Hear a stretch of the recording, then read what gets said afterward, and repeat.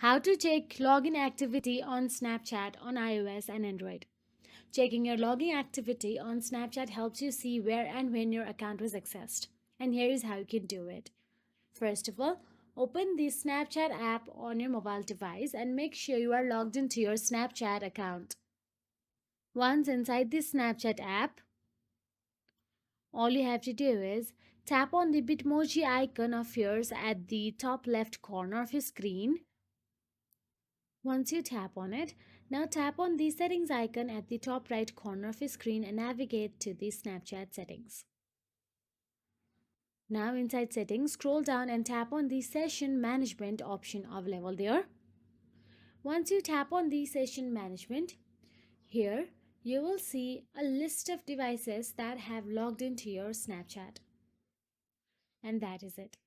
If you have any devices that you don't recognize and want to remove it, then tap X next to any device. So that is it. If you found this video helpful, please like, share and subscribe, and thank you so much for watching.